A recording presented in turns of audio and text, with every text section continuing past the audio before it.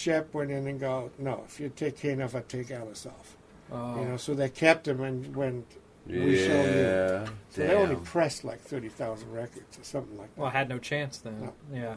Damn. So I was politically, I think it could have been much, much bigger. Yeah. Huh. Those albums might be worth a re-listen. Yeah. With a Rambo guitar. Yeah, the machine gun guitar. Yeah.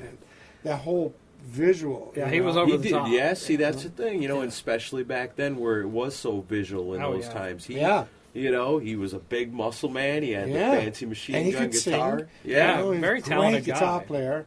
Yeah. So, although I almost wonder if the physique and the guitar and stuff maybe overshadowed his actual talent. I don't know. I think it was just basically political stuff. Yeah. But at the time, you got to figure that it's going to be a help, not a hindrance. Well, yeah, because he was in Alice. Yeah. Right, oh, yeah. I remember. Yeah. And he was. That lineup that Alice had was a pretty visual lineup. I mean, holy shit! With Kip Winger and Paul and Kane, and then Ken Mary is one of the best drummers I know. Yeah, I still have memories of Saturday night watching Headbangers Ball, and they'd regularly play the Freedom video with the huge stage and everything, and and Kane's up there all oiled up with his guitar, shooting rockets. That was the times, Yeah, very memorable video. Got a question, comment, request, or legal threat? Call us on our voicemail hotline at 540-DB-GEEK1. That's 540-324-3351.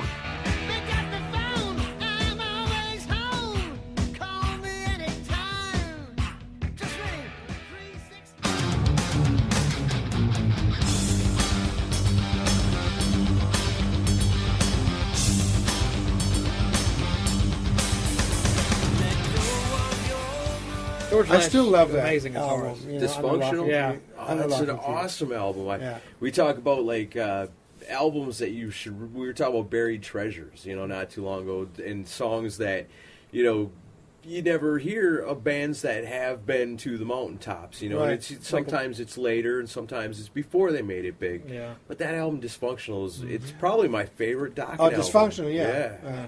I was thinking Under Lock and Key was my first big album. Yeah. Right. It sold 2.5 million right away. Yeah. And that kind of put me on the map as well. Right. That's when the phone started ringing. Yeah. And then that's when Metallica came along and Stryper and so you guys were talking about, was the pull with Dokken from the very beginning? Yeah.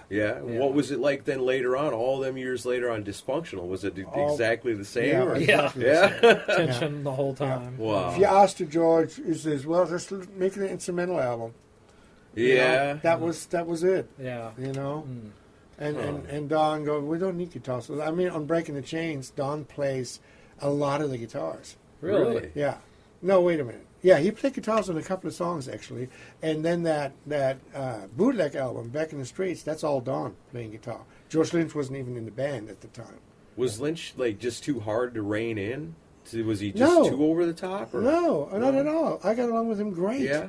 We got along great. And it was just between them two. Right. Yeah. I get along with Don amazingly, still do. Right. And I get along with George, still do. But the two it's just a matter with of each other other in the middle. is a problem. I see. So, but both amazing talents. Yeah. Well, this has been a pretty amazing conversation. Yeah. I got to say, thank you very much for inviting us here. Yeah, we really enjoyed an amazing place, an amazing atmosphere, hanging out here, and some great stories about bands that we and the listeners all love. Yeah. So Michael Wagener, thank you very much for having us. You're welcome.